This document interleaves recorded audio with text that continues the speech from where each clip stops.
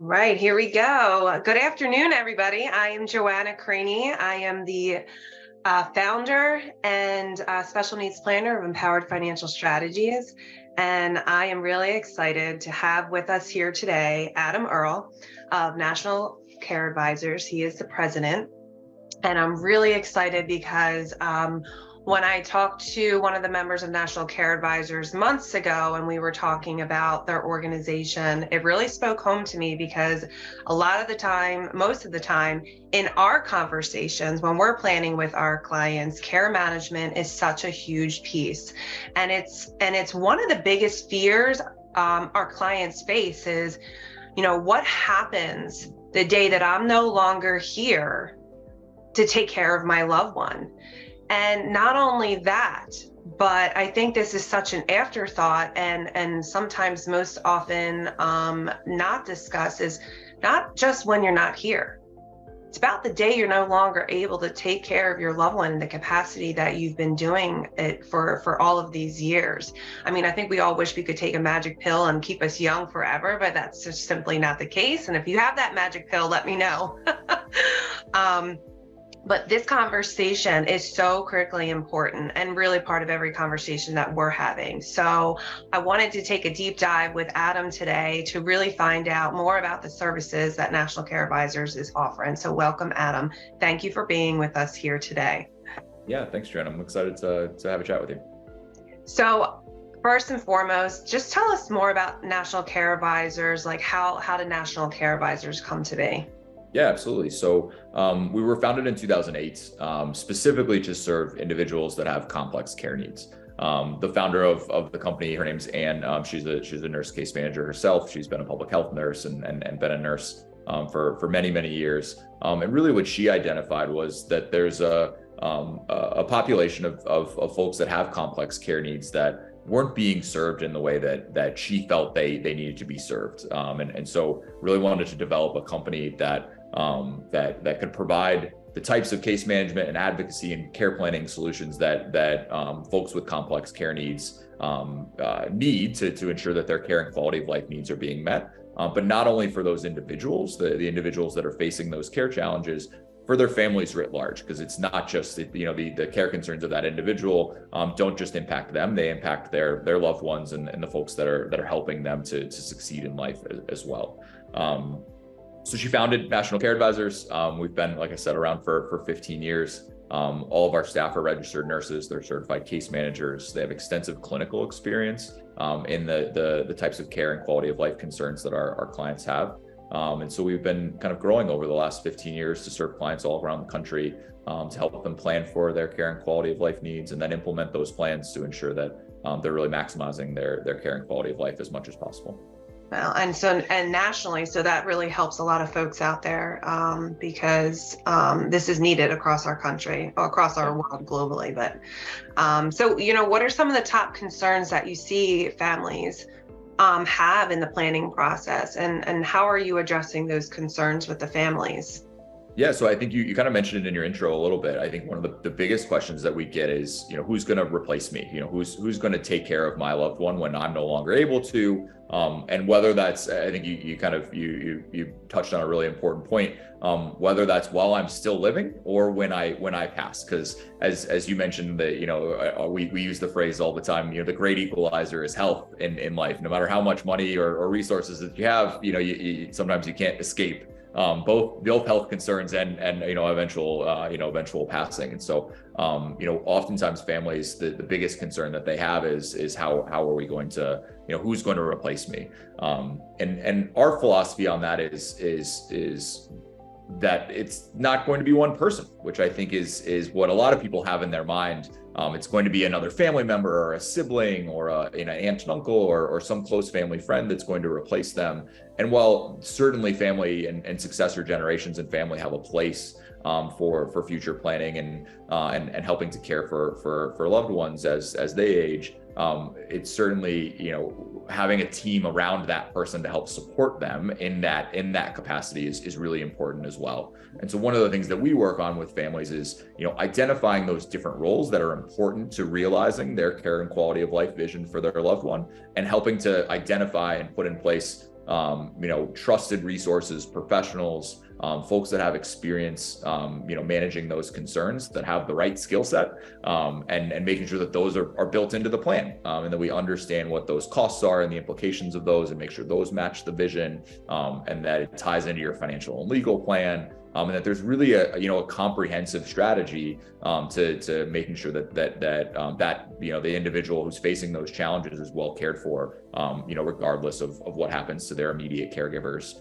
either in the short term or the long term. So I think that's one of the biggest questions that we help families address is really building that team out so that they can feel comfortable and confident and have peace of mind that whatever happens in the future, they've got a plan in place and it's realistic and something that can be implemented. That's probably the biggest question. I think the other question that we get quite a bit is where's my loved one going to live? Oftentimes the clients that we're working with, they've lived with mom and dad for their entire life and they don't know any different. And it's been great. It's been wonderful. They're able to, care for each other and provide joy and fulfillment to, on both sides, both for the individual who's facing the disability and for their parents, and they love that arrangement. But the reality is that situation will need to change over time, and whether that's the care and quality of life concerns of the individual as they age or age prematurely or have other health concerns, or the aging of parents. The parents will age and face health concerns on their own, and so we work quite a bit with families on what that transition plan looks like to different living situations. When's the right time to make that transition? I think that's a big question. Yeah.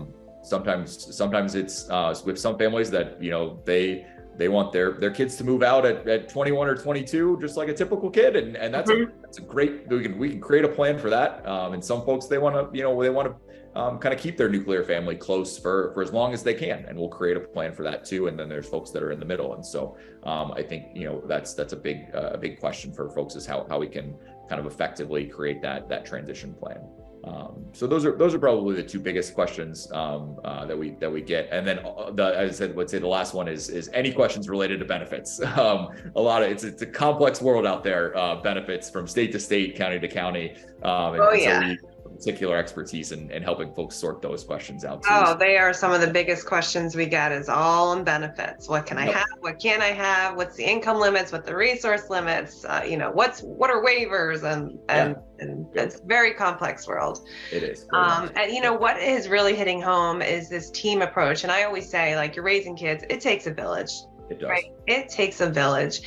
And in our planning process, we too, it's very much a team approach, because realistically, we need a team of professionals in different areas to coordinate a meaningful and valuable plan for our families.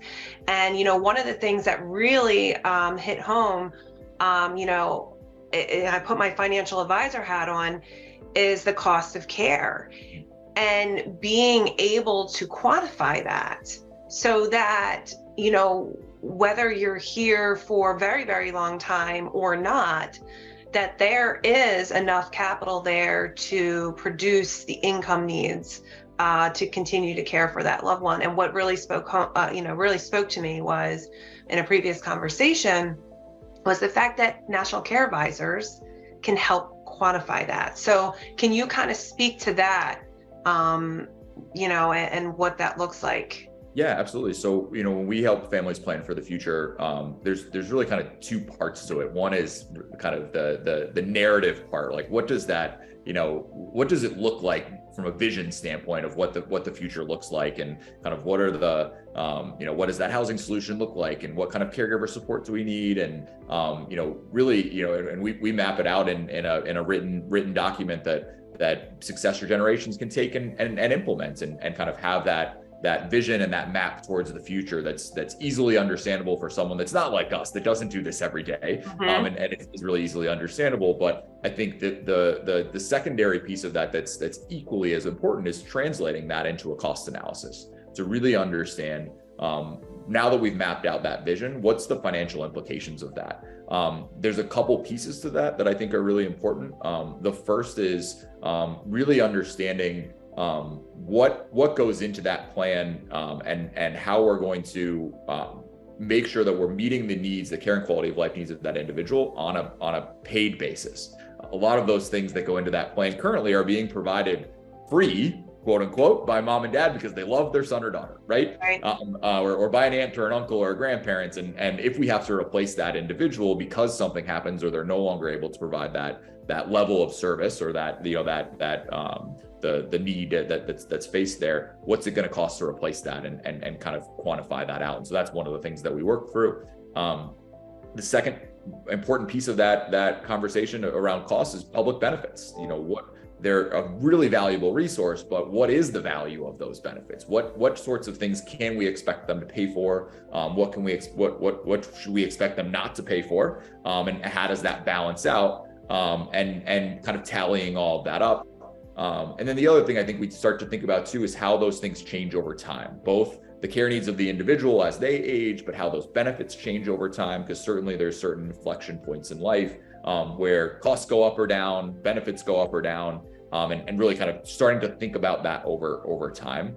And the ultimate goal is to produce a cost analysis that is on a monthly or yearly basis. What's it going to take realistically, financially, to achieve that vision? And then we work with great folks like Joanna and her team and to be able to use their financial brains to say, okay, if it's going to cost X number of dollars a month or a year, do we have the financial resources to make that vision a reality? And one of the interesting conversations that we have collaboratively with families is once we define that vision and define that cost, share that with the financial advisor. Are we too high or too low on our financial plan? Do we need to adjust our financial plan? Does Joanna need to work with clients? Do you need to work with your clients to adjust their financial plan to match their vision? Or do we need to adjust the care plan to match their financial reality? And so kind of starting to have those conversations with real concrete data and evidence, as opposed to sticking your finger in the air and guessing what the amount of money is really helpful, I think, for families to see, what all this money that we're saving and going to put into a special needs trust, how is it actually going to be used, and are we sure that it's going to last a lifetime, and be able to provide the vision that we anticipate for our loved ones. So it's a great process for families to go through, I think, and really give some peace of minds when they're going through the planning process financially and legally. Yeah. So it's interesting, as I'm listening to you, I'm thinking about families who I think there's families who have means and they don't think they need the government benefits. Yep. And then there's other families who maybe have less means and they feel like, how am I going to accomplish this? So they don't do anything. So you have these two kind of sides of the spectrum. And so, I really advocate, it's like something is better than nothing. And if the government is going to give you something, you wouldn't leave that sitting on the ground. Exactly. Yeah. Right. So I think it's really, really important to be proactive in this planning, whether you have means or don't have means.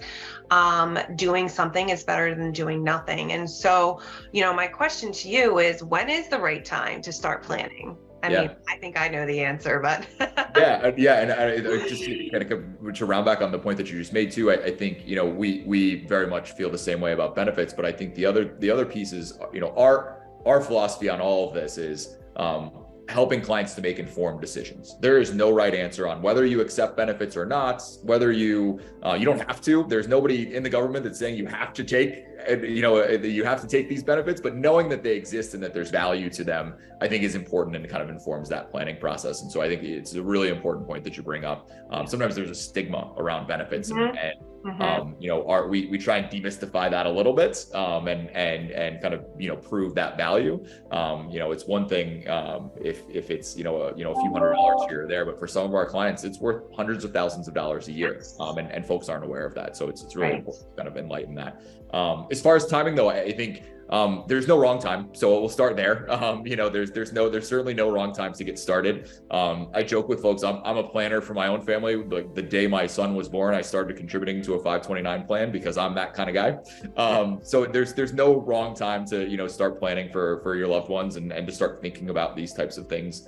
I think generally speaking, when clients ask this question, there's certain timeframes that just naturally make sense when we start to talk to clients. And most of the times that make sense from our perspective are those kind of natural transition points in life, because you're already starting to think about how this is going to affect the other aspects of your life. Mm-hmm. And so it just kind of, it prompts those discussions. And so oftentimes those life transition points are what we're talking about.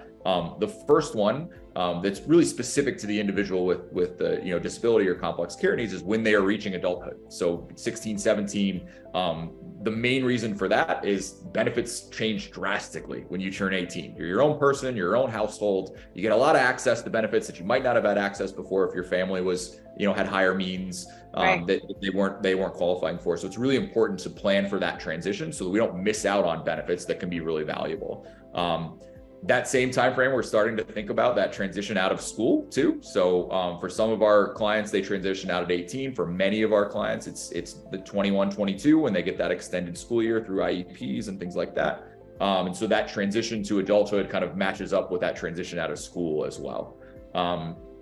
That the kind of next phase of that kind of next life transition that kind of happens is parents start to think about retirement. Depending on parents' age and when they had kids, that could be anywhere from, the kids being in their 20s to in their 30s or 40s, or, there's a wide spectrum of that. Right. But certainly, when parents are starting to think about retiring, oftentimes what comes with retiring is travel, or, a lot of our clients split their time in the year in different states. And how does that affect, their ability to provide for their loved one? So there's all sorts of complicating factors that come into that. And so that's a good time to start kind of thinking about things. And then certainly kind of the last one is as parents start to age and they kind of realize that they're unable to do what they used to be able to do for their loved one, and that's, from our standpoint, that's kind of where the rubber meets the road, right? It's, we're kind of almost forced into planning at that point. But certainly a good time to do that before there's some catastrophic crisis that requires us to jump in and really do some kind of emergency planning, or emergency, implementation to solve a challenge that comes up. And so, those kind of life transitions are important. One of the things we always advocate for is let's create a plan or have a plan in place before the crisis happens. Yes. So that we're not doing those emergency type things, which can, one, be costly, and two, just be immensely stressful, both for parents and for the individual with disability. I think some of the saddest cases that we work with, or most challenging cases from our perspective, are individuals that have a disability that have lived with their parents for 40 or 50 years. Something catastrophic happens to mom and dad, and that's the only support system that they've ever known. And the stress of dealing with a parent that passes away, compound that with a disability, and compound that with having to now meet new caregivers, maybe move to a different living situation, that's enough stress for 100 people. And so if we can start to manage some of those transitions before that crisis happens, it's just better for everybody. And so that's one of the things that we stress with our clients is let's have a plan in place. And not to say it's going to work out perfectly or the same way we planned it, but at least we have some of those initial building blocks in place. It just makes life easier for everybody. So. Right. And it can be flexible. That's the other thing is Yep. that our plans need to be flexible. I just wanted to tap into specifically some of the things that, like, can you give families a visual of examples of like how you are serving their families? We talked ahead of time, and I really think it would be helpful for families to understand like what exactly can national care advisors provide from a care management or care coordination perspective. Yeah. Absolutely. So, a lot of what we focused on in kind of the first part of the conversation was that planning process, right? Kind of setting up that plan and making sure we know what that vision looks like, and so we can implement it. Actually, a lot of the work that we do is implementing those care plans. So we work with families, we work with trust administrators, folks that administer special needs trusts when parents are no longer, with us, and other professionals that are helping folks to really make those visions a reality. And the services that we provide in that kind of scope of work are really kind of endless. We do a whole bunch of different things, everything from finding caregivers to finding housing solutions, advocating for public benefits to make sure we're maximizing those and helping correct issues. We know when the agency sends you a nasty letter about kicking you off benefits, we can help you kind of resolve that issue. And even little things, we help, certainly help clients to, arrange for solutions to help them pay their bills and do home modifications and home repairs and, all sorts of, just life that happens, right? That folks need help with. We're there to help support that and find solutions basically to life's challenges. that are made, unfortunately, more complicated when you have medical challenges that make those things a little bit more complicated. And so we do that for clients all across the country. And what's, I think, nice about it is clients pick and choose when they need us. Oftentimes when we're working with, folks that Joanna refers to us, we're really focused on the planning piece, but they don't quite need our help in implementing that yet, because they've got it all covered and they're capable of doing that on their own. But it's comforting for them to know that there's a resource like us that when they are unable to do that, or they need that extra bit of assistance, or they want to just pay somebody to do it and not have to think about it, we're there to help. And I think the other important part of that is all that care plan implementation work really informs the planning process. And so when we do create a care plan for a family, it's based on active work we're doing in the field today with clients just like their families. And so it's very practical, very realistic, not pie in the sky things that are that would never actually be able to happen in the real world. And so it's really important for us that when we are planning for families, that it's realistic and something that can actually happen, and we set those expectations. So yeah, that's huge. And I you said something to me earlier, just about waivers. It's like, okay, like these waivers might be out there. Are they adequately funded? Are they adequately staffed? So having that experience, because you're integrated into the community, you're actively working and overseeing these different areas of the planning process is so critical, right? Having that knowledge and expertise and skills, it's really huge. So this has been such a wonderful interview, because I really do feel like this is one of the top areas of concerns for parents. I mean, you just named a few. When you're talking about housing, you're talking about care management and maximizing government benefits. I mean, these are in every single conversations that we're having with our clients. And so we know that it's top of mind. And I do feel like families just don't know that there is a resource out there for them. So if a family wants to reach out to you, what is the best way to get in touch to start the conversation? Yeah, absolutely. So you're welcome to reach out to me directly. Joanna has my contact information. You can find me on our website. So our website is nationalcareadvisors.com. There's a contact us form there too. So you're welcome to put in your name and your email address and some information there, and that will get to our team, and we'll get you in the right place and have a discussion about how we can help. But always open to conversations. I think, like Joanna said, we talked about it a little bit. This is a collaborative process. There's a whole bunch of resources out there to help families that are outside of us, and I think we are proud to be a part of that community and love to help families in any way that we can, even if it's not us. So know that there's resources out there and support, and we're here to help. So. Wonderful. Thank you so much, Adam. And thank you for all of you listeners that have joined us today for this wonderful interview with Adam from National Care Advisors. And I'm going to highly encourage you, if this is speaking to you, and if you don't have a plan in place, I would highly encourage you to reach out to National Care Advisors to at least start the conversation to see what it can look like for you, for your family. Thank you so much, Joanna Craney, Empowered Financial Strategies. And I hope everyone has a lovely day and weekend.